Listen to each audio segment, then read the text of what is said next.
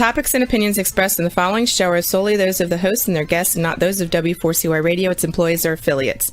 We make no recommendations or endorsements for radio show programs, services, or products mentioned on air or on our web. No liability, explicit or implied, shall be extended to W4CY Radio or its employees or affiliates. Any questions or comments should be directed to those show hosts. Thank you for choosing W4CY Radio.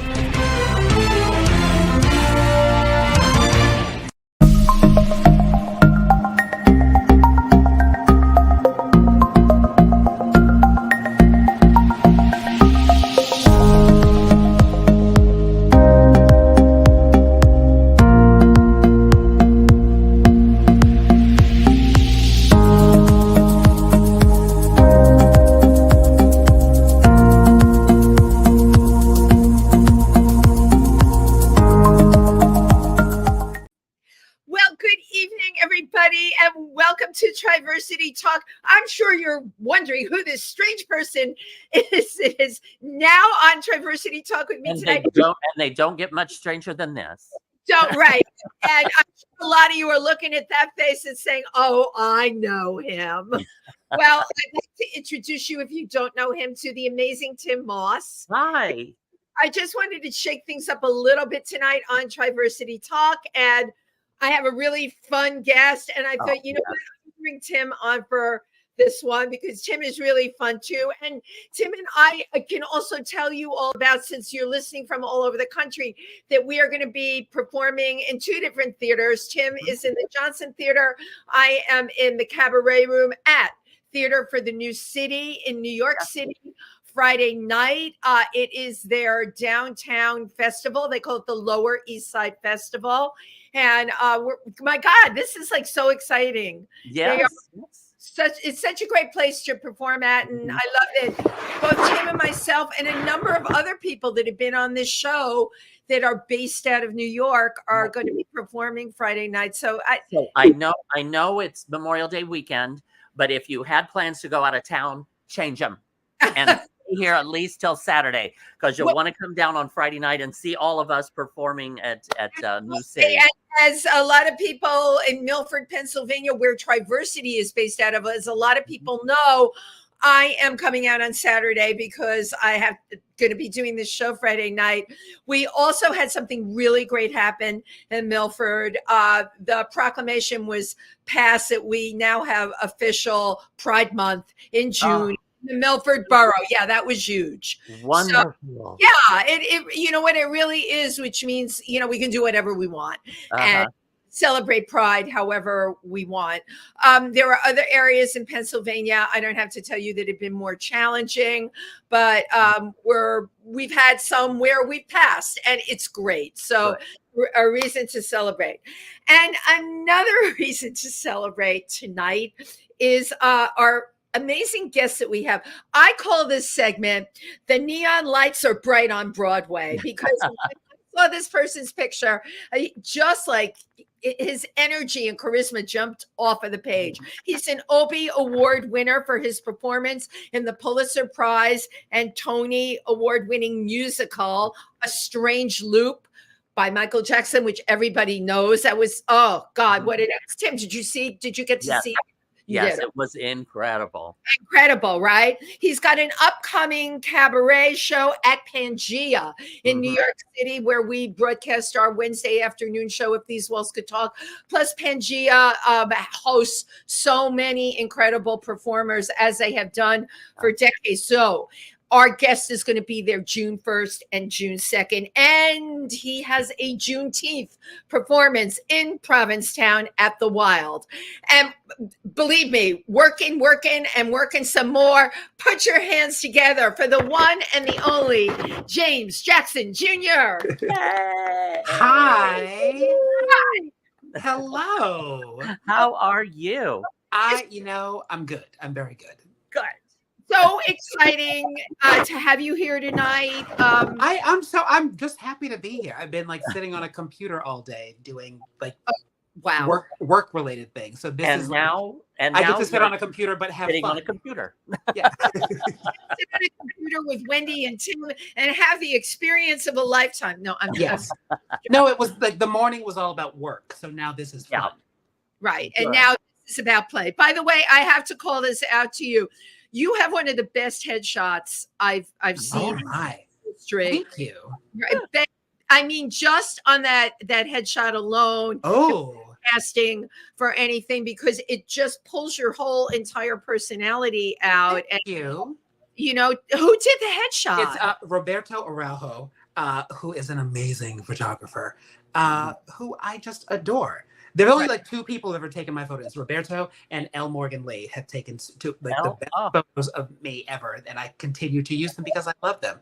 But the headshot I think that you have, Roberto Araujo took, and I absolutely love it. I remember my agent was like, "We need something with like the beard a little bit," because everyone stopped shaving in the pandemic, and I was like, "No, I can't do that." And I went to Roberto saying like, "I don't want to take a photo with a beard and glasses," and he's like, "But that's who you are," and he made me look wonderful. I love it. It's just such a great shot. Well, welcome to the show. Thank you. Excited about your upcoming show at Pangea, June 1st and June 2nd, because you are kicking off Pride. Yeah, I'm really excited and I guess maybe a little nervous because I haven't done this in about a year. Yeah, but I'm excited. I've never sung at Pangea, so I'm nervous for that. You're always a little nervous about who's going to come. Will anybody show up? Are you terrible? Will you remember the words? All of the things. Exactly. The word thing I totally get, but it always amazes me, James, when I talk to someone of like you who's done Broadway, who's got this resume that's as long as the couch I'm sitting on, and you tell me that you're nervous. Oh my God, yes. Wow. It's interesting. The character I played in A Strange Loop was called Self-Loathing, and I feel like we all have that. We all have this thing of like, oh, is this going to work? Can I do this? If I do this, will anybody come? Am I any good? I think no matter where you are in life, it's something we all kind of grapple. Absolutely. Right. Those insecurities just come flying out. Yeah. And especially being in a new surrounding or in a new place. You can be in your own bedroom. But Pangea is such a nice, small, intimate room. You're going to have a wonderful time there. I went there last year for the first time at the end of Pride Month, and I saw Flotilla DeBarge. Flotilla, Flotilla's show, and I was like, this is the most like intimate, adorable, cozy room. Right. And I loved Flotilla's show. Flotilla's the reason that I kind of got off my ass and booked a date or two. So I have to give a big shout out to her for making just go do the thing. Flotilla, I've been shouting out to Flotilla so much in the last, it's up to 2 years. Flotilla, I've had everyone on our show, If These Walls Could Talk. When are we getting you? And Flotilla just looks at me with this, the look. I know the look. I'll make it happen. I'll make it happen for you. There, James, at all. But what Tim was telling you about performing at Pangea, it's not only the support that they give to performers, but everybody, every people that you've heard of and people that are way up that are so amazing.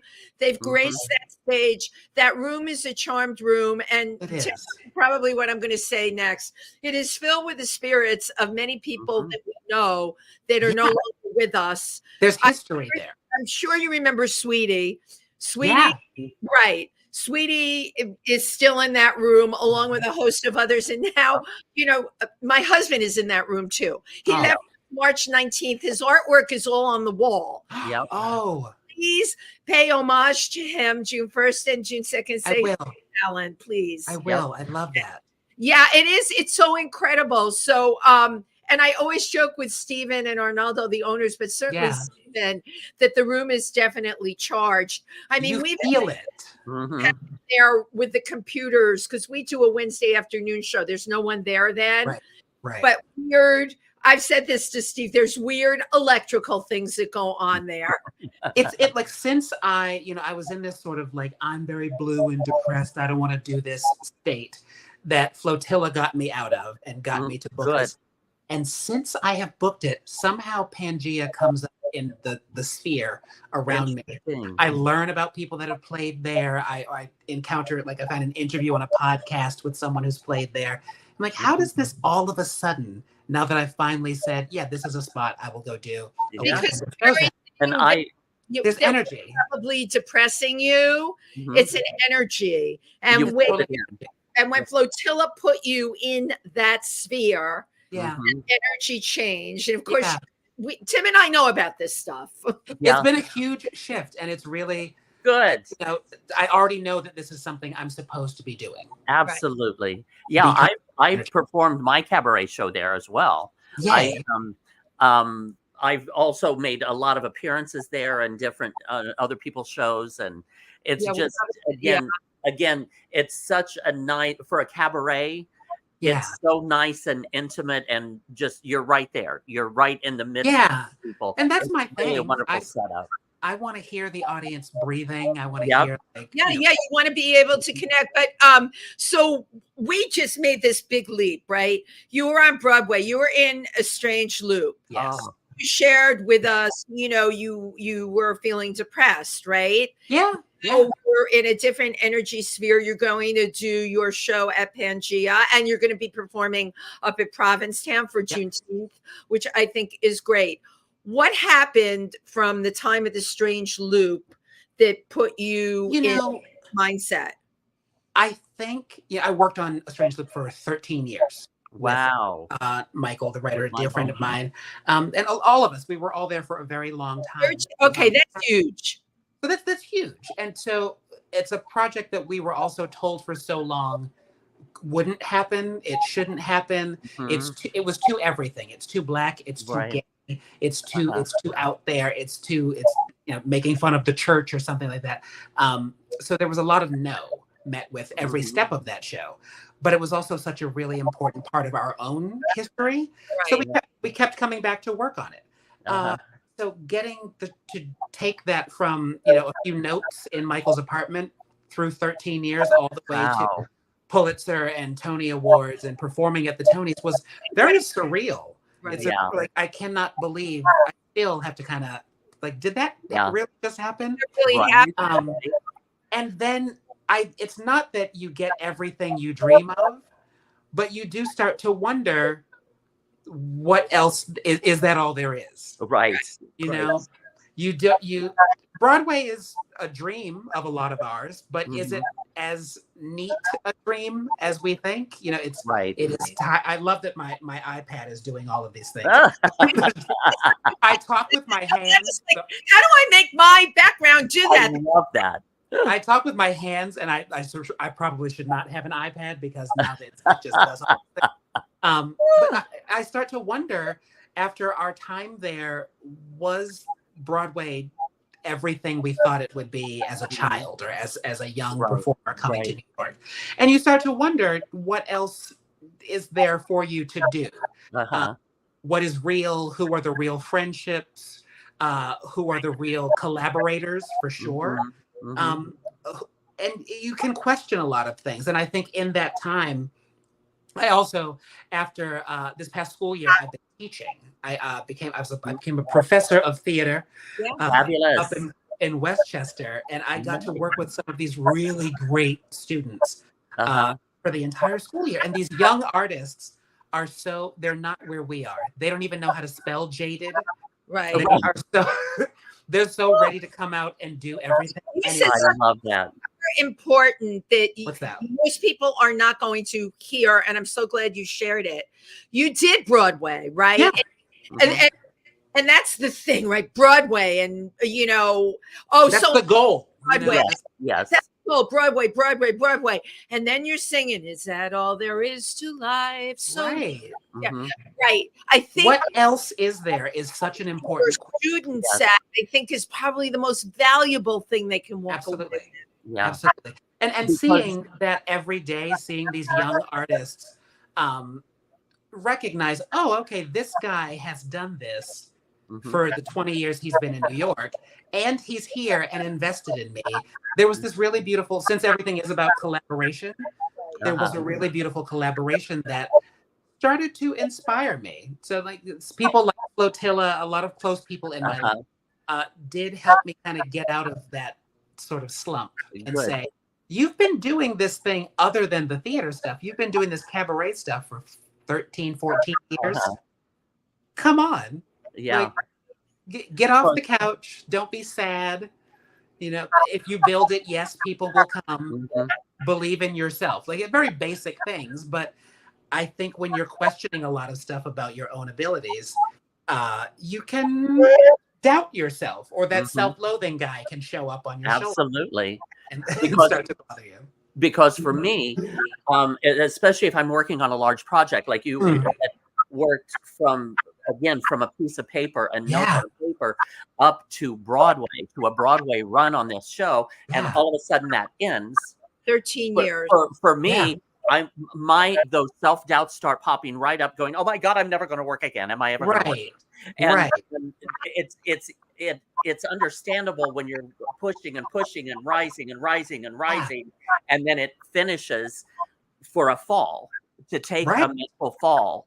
And I don't think we're given, Broadway as big and public and out front as a lot of it is. For me, because I love this cabaret thing and I love the intimacy of it, I made Broadway for myself as intimate as possible. Right? I was so invested in not just the story we were telling, but how it was received by people. So, meeting people after the show, meeting people out of the theater. And that still happens. I met someone, I got recognized in Target in Jersey City recently. Doesn't get any better than that except for Walmart. Right. Like, and it happens to all of us. We were a small cast, but we get recognized places where people want to talk about this thing that you did that's not typically on Broadway, meant so much to me. And I saw myself in it. And that's so important. It's so important. So when I'm feeling down, I have to remember that someone is watching. And it's okay. It's okay to let them know also you're having a down moment. You're feeling a little bit. But we're so trained like Pavlov's dogs. When I came into this business, the cheerful, happy, the thing that Tim and I pride ourselves on when we work together and we interview people, we want the truth. We, Rose wants to do a special show on depression, right? He's a big performer, but we talked about, because these are real things. And I love what you're giving us right now and what you're sharing, because it's the human things. It's human. We're all, that's underneath it all. I would meet these people after the show who just saw the thing that we did. And you've had this happen before. Someone meets you, the stage door or at somewhere after the show, and they look at you like you are a superhero. Like, oh my God, I can't believe what you did. And I had to make it intimate. I had to say, like, okay, first of all, I'm so not a superhero. I'm just a human being. My shoe is probably untied. Something's on inside out. I probably smell, but I'm just a real. Showing in the back of my shirt. But again, a lot of times people do revere and feel that entertainers are not human. They don't realize that we make people feel good. Right, but that we also have good days, bad days, up times, down times, and but it's so expected of us to always be up and in the limelight. And oh my God. And you can do that, but I think, we also all have been through the last 4 or 5 years. Thank you. We've all been through a really, I'm so sick of the word unprecedented, but we've been through this unprecedented thing. We all at some point were wiping off groceries. And talking to our friends on Zoom. Lysol, okay? I can't. That's not something we've ever been through. So I think to go back into these spaces, into dark rooms, and try to share truths and songs and stories, we have to acknowledge our similarities. Absolutely. We've spent a lot of time talking about differences, but we have to acknowledge our similarities, and we've all collectively been through absolutely. Now, all of this that we have been talking about and the mental ups and downs that we experience, can you take a couple minutes and explain A Strange Loop? Because that's all in there. It's all, that's it what is. It is. Loop is like, about. that's the thing I have to remember. I always have to remind myself, like, just go back and read the script. Yeah. So A Strange Loop is a musical written by my dear friend Michael R. Jackson. It is, I have to remember, like, the press talking about it. It is a story about a Black queer musical theater writer who works as an usher at the Lion King, who's writing a musical about a Black queer musical theater writer who works as an usher at the Lion King, and so on and so on. That's the loop. That is the loop. And it is the story of this one character whose name is Usher and the 6 thoughts that are in his head. One of them being his self-loathing. And we play everyone in his life. Each one of the characters plays every single person in his voice in the head. Yep. Sometimes it's a good, strong voice. Sometimes it's a weak voice. Sometimes it's self-loathing. Wow. And sometimes it's. I always tell this story of part of why I would go outside to meet people afterward is because I wanted to assure people I'm not a bitch. I swear. Yeah. I swear I'm a nice person. I just play a bitch on stage. That's a t-shirt. I'm not really a bitch. I just play one on stage. Yeah. I'm sorry. I just put you through that for 2 hours. No, I think that's a common story. And, I had friends or people in my life, theater people who would say, oh, that show's not for me. Congratulations on all the good stuff. It's not for that. They referred to it as the Black show or the gay show. And people would then go see it and they were like, whoa, that's my family, or I know those people. Yeah. The quickest story I always had, we worked on it for so long that we didn't know how people would receive it. So we did the show at Playwrights Horizons off Broadway in 2019, I believe. And the first night of performances, the very first preview, what I love about Playwrights Horizons, there's no stage door.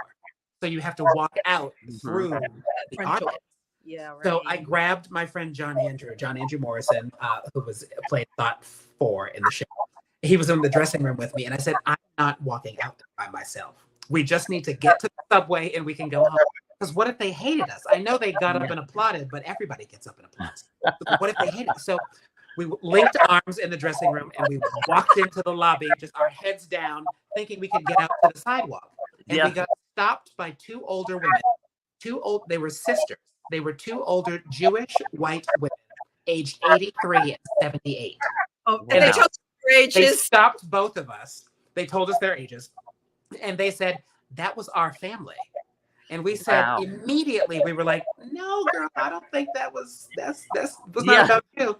And then we continued listening. They said, no, our mother treated our brother like that. And that was our experience in dealing with the Jewish faith and our brother who was gay. And that was our brother's story. That was our family. And that was the light bulb moment for us of, this is just a universal story about anybody's feelings around their own potential erasure in their family or in society or their career goals. And it was such an aha moment that has never stopped ringing true. It continues to this day. Now, I just want to say, you had mentioned her earlier, but L. Morgan Lee. Yes. I did a stage show or a stage reading with her. I absolutely love her. Yeah. That voice. So Elle Morgan played Thought 1 in the show. So all of our thoughts were numbered. So Thought 1 was Usher's sexual ambivalence, and Thought 2, me, was his daily self-loathing. So Elle Morgan was Thought 1. So for years, we were singing these top 2 parts together, and I have always said, I will spend the rest of my life happily singing third below Elle Morgan, because it's singing in my soul. It's a lovely experience. Did you come to meet Michael? How did that happen? To spend 30 right before I left Boston, I'm from Boston originally.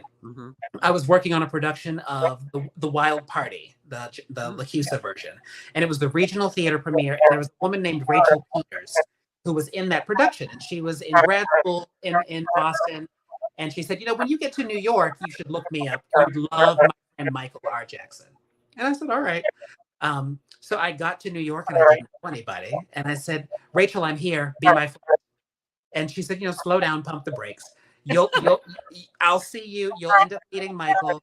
She said, but also be on the lookout because you will get a call someday. So what would happen, Michael's music to a lot of folks it was too out there, or people would say, I can't sing this because I don't want to offend someone, something like that. Wow. So people would drop out of Michael's concerts all the time. So one day I got a call. Someone dropped out of a thing at Joe's Pub, like, tomorrow, can you learn this music and come do the show tomorrow? And I did the thing you're supposed to do. Yes. I said, email me the music, I'll learn it. I did that. I showed up at rehearsal, and Michael has talked about this in the years since. I showed up at rehearsal ready. Wow. It's like I didn't have to plunk out notes for James. I didn't have to really spoon feed it to him. So we rehearsed. Wow, that's impressive. 10 or 15 minutes. But then we spent the rest of the day bonding over Tori Amos and All My Children and The Guiding Light. Like our amazing story. Yeah. So we immediately found kindred spirits in each other. We were and you started working on A Strange Loop with him. Well, it didn't have a name then. That's the thing. It was the series of songs. Michael had songs and songs and songs. He's a songwriter. So there were a couple songs that could potentially be put into a thing that slowly became this project that became. So it was built. He had the songs as the core, but the show actually got built around those songs. It got built around the songs. Mainly, the show got built around voicemail messages from his mother. Oh, wow. Wow. So somewhere in an archive, I know I have voicemails from Michael's actual mother. Oh, wow. Which is fascinating. So we built a show in the way you built a show. You build a show. You work with your friends. You work with people you're comfortable with. And you can do anything if that's your core group. What an amazing journey he took on that you got to work with him. Also journey. I think it was also fueled by the fact that we were also along the way told no. Right. You were told a lot from everything you were told. And I mean, how did you all keep going with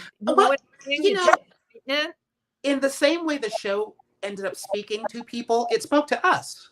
We were creating the thing. So these were, these stories were so familiar to us. We knew these people. We are these people.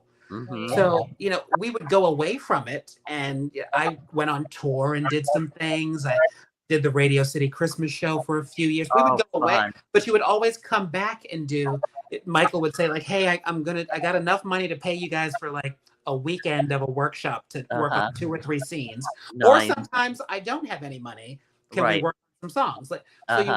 No matter what you would do out on the road, in regional theater, if I had to do another production of Smokey Joe's Cafe, because I was there were so many shows that theaters would do that was their Black show, their ethnic show. Right. So you either were Smokey Joe's Cafe, you were a Five Guys Named Mo, you got in where you got in, and you did them all year long. So in the pockets of that and how that could make you feel, you come home and you do a workshop with your friend. It's so refreshing. On something that means a lot to you. It's absolutely. It's wonderful. That in and of itself is a strange loop. James, I want to play your video. I believe this is the Pat Benatar song that you did at the Green Room. This is at Green Room 42. It's for a while. This was a song that I just used to end all of my shows. It's very beautiful. Thank you. Yay. This was from, I think, November of last year, maybe. All right. I think. I don't know. More. Enjoy James Jackson. Thanks. All right. Where is the video? It's loading. It's loading. I'm getting a message here. Just a second. We will have it up in a second. So we might get cut off real quick to go to the video, but this is the fact that we can do this with technology at all. I agree with you. I agree. I think that's amazing. You know what? Just be in 3 different places. Yeah. When the pandemic hit and I lost every job, I had to come up with this, and that's when and believe me, I'm not oriented. It saved your life, didn't it? It totally saved your changed my life. life. And look at the people I get to meet. Yeah. It's we started, my friend John Andrew. He's really great. Okay. We're ready. I'll tell you Please after. Enjoy James Jackson Jr. Yes. Thank you.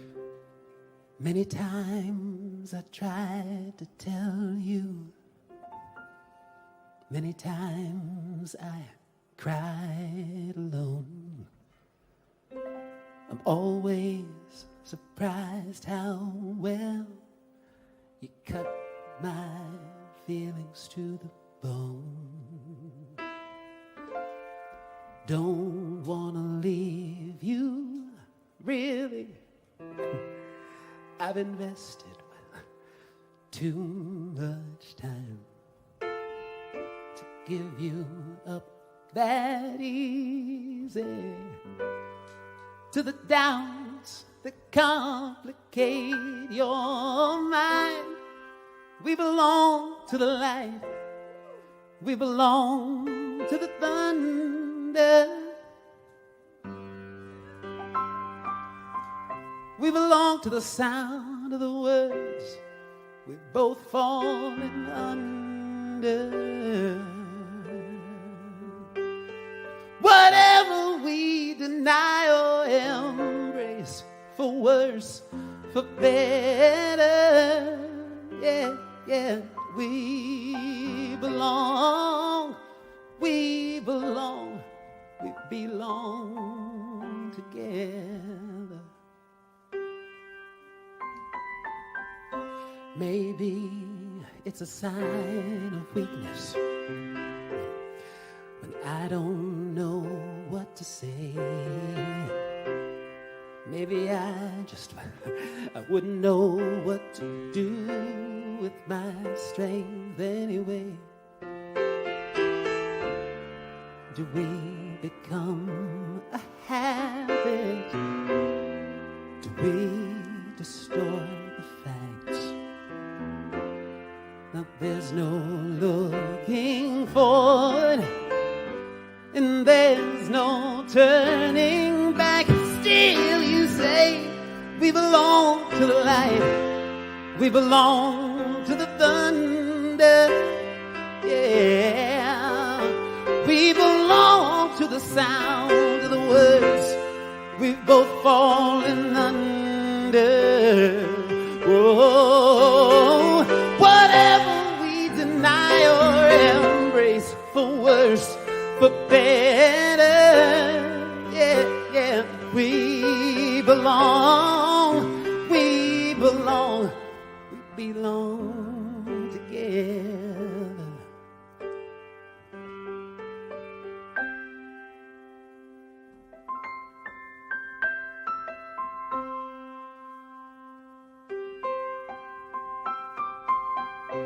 Close your eyes and try to sleep now. Close your eyes. Try to dream. Clear your mind and do your best to try and wash the palate clean. If we begin to notice how much we really care, I hear your voice inside me. I see your face everywhere. Still you say we belong to the light, we belong to the thunder, yeah. We belong to the sound of the words we've both fallen under. Oh, whatever we deny or embrace, for worse, for better, yeah, we belong together. Oh, we belong to the light, we belong to the thunder, yeah. We belong to the sound of the words we've both fallen under. Oh, whatever we deny better. We belong together.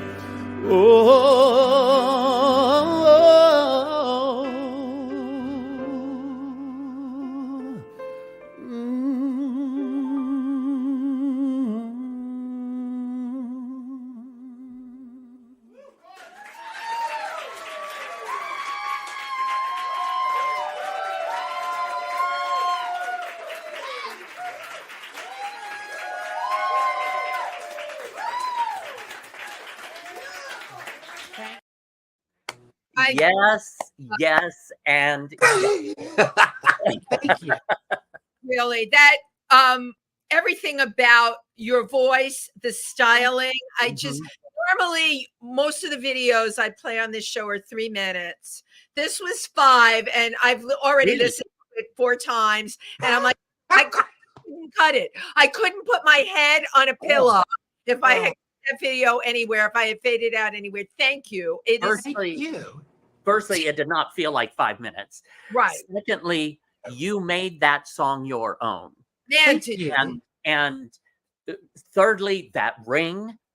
Lord have mercy. There's always jewelry. There's always a lot of jewelry. And like you can actually just like do an Amazon search of like big gaudy jewelry. Yeah. Who knew? Who knew? No, thank you. Thank you so much. Like I like lyrics. I like to tell a story in a song. So that's always been my thing. And that song has been a song that I have ended my show with for at least a decade. And so that's part of like what these new shows are about coming up. We're trying to find some new music to do. So it's weird putting some of those things away. Like I'm gonna miss singing that. Well, I am singing that. Like Tim said, is so your own. It's not like it's anyone else's. I know who the other person was who did it, but it has nothing to do with the song anymore. That's kind of my point. You're wearing that song. You're wearing it. It's Thank you. Thank you. Absolutely. I see your cabaret show now. It's like this is what I try to do or have been doing. Not trying, I am doing. Yes. But I enjoy that. I have this, I think, eclectic taste in music, which is probably was my mother's fault. But so, like I spent a childhood growing up around like Nina Simone, Gladys Knight, and Beethoven. Oh wow! So, then I go off to college and I'm like the quintessential '90s lesbian, and it's all Indigo Girls and Ani DeFranco and Tori Amos and Sarah McLachlan. Like I'm in my Birkenstocks. Yeah. And then I get to New York and I'm auditioning for things, and the audition rooms were where I got pigeonholed into, we need you to sing like this. So I had to quickly learn how to sing like that. But I had this taste in things that I wanted to do. So when I started doing my cabaret stuff, it was just about what I want to sing and how I want to sing. Your uniqueness, that's what the cabaret stuff is totally Tim. The beauty of cabaret, and for me, why it outshines a lot of things on Broadway is the uniqueness. Yeah. Well, I will tell you what, when I started, I came to New York 21 years ago and I was auditioning and I'm doing the musical theater stuff. And I'm doing all the regional theater things that I'm supposed to do and whatever. And I never had to wait tables, I guess. So I guess it worked. Wow. But I didn't understand what to bring in the room or how to audition until I started doing cabaret. Interesting. As soon as I built up the cabaret repertoire and I was like, oh, this is what I want to sing. This is my arrangement of it. I can also communicate it to multiple piano players if need be. I'm a piano player myself, so I know how to do that. Perfect. I could then go back into these audition rooms for theater stuff, and it totally changed how I would. One of the first cabarets I ever did, I sang Aretha Franklin's "Never Loved a Man." Oh. And then I was like, great, now I have it in my key. I have a chart. I'm going in. And I brought it into an audition a few days later after my first cabaret and booked the job. In the room, booked the job. Because I was singing something that I was so comfortable with. Right. As opposed to trying to like, well, I think they want this. so maybe I should wear the blue shirt, and this is Yeah. what they want, and trying to become something else. Cabaret made me realize that I am enough. Exactly. And you are who you are. Yeah. And that's what you need to bring to auditions Yeah. is Yeah. who yourself. You did bring up how you were pigeonholed. Oh yeah. All of those You're shows. expected to do certain things, and there are Right. decisions, and I hope it's not still happening in the rooms, but it probably is on some level. But there were really not nice things said or thought out the gate years ago, and these are stories now that I have so many friends who say like, oh yeah, that happened to me 20 years ago too, and they said this, or and not like, there's always going to be the stories of like casting couch things, but it's not that world, but things of, someone not knowing how to ask for certain things in the song stylings. Can you try it again, but maybe a little more urban, or don't be afraid to like go to church with it for a second. Oh, and me being me, I'm like, really? I hope you include those sayings in your show. I always do. I always tell those stories because I'm like, what did you mean by that? Right. Be a little more. Can you give me an example of that? You give me an example, and I'll get back to you to see if I can. Or then there's also been things of like, what was the old one? Like he opened his mouth to sing and a purse fell out. Oh, I'm like, oh God, like, but these things have been said to people for years, and I was like, what would happen if those thoughts were taken away and someone could just come into a room and show you what they do? right. And it's a hard thing to turn off, like trying to suck up and get the job and just go in as yourself. But it's something that I worked on a lot with these kids that I taught about, just going in and doing it how you do it. That's all I want. And I think when you do that, you will find a freedom in you. And thank you for doing that, because it's not happening. Especially in the audition world. I was never taught or told or guided in any way. What we had to figure it out for ourselves. Just jump in and do it. And I feel like since I figure it all out, I'm not a billionaire, but I figured some things out. Right. I feel a duty to pass that on. And I will tell you, they're not in a lot of cases being taught that. Right. There is a lot of like, people are just being churned out of a lot of musical theater programs. That's what I was going to ask you. These kids that you're teaching now, what is the industry that they're coming into compared to what you could do 20 years ago? These are students who, well, here's the thing to remember. I have students who are juniors and seniors in college right now. So they just graduated and they're going out in the world, or next year will be their senior year. They spent either their junior or senior year of high school on Zoom. Right. So I have students who had their junior or senior prom on a Zoom in their childhood bedroom. Wow. Can you imagine that? You put on a tux or a gown in your childhood bedroom, open up a laptop, and you dance around your bedroom. Right. Wow. And then I have students who were then dropped off on a college campus, not to go to class, to sit in a dorm room, open up a computer, and get on Zoom. Wow. So we're theater people. We're artists. We want to talk to and deal with everybody. And that element was taken away from them. Wow. So they're such wonderful, collaborative young artists to be. But I can tell that there's a hiccup. There's a step missing. Yeah. It's all in the interpersonal stuff. So that's what I like to work on this past year, and probably will continue with going forward. Good. Because younger folks have been through a lot. Thank you for what you're saying, because it's a big game changer. Yeah. And you're aware of it. You're teaching. I see it. I saw it from day one of like, you don't know how to talk to each other. And it's not through any fault of their own. It's the circumstances of the world we've been in. Absolutely. It was almost like they were denied a certain step in development. So I've really been focused on that. And good. Some of them I think are coming to see some of the Pangea shows. Some of them are coming up to Provincetown to see me. So I'm hoping that they get to see. I know they've like Googled some things and found clips of me doing whatever. but I want them to see the whole package of Absolutely. here's just your professor being your professor. Right.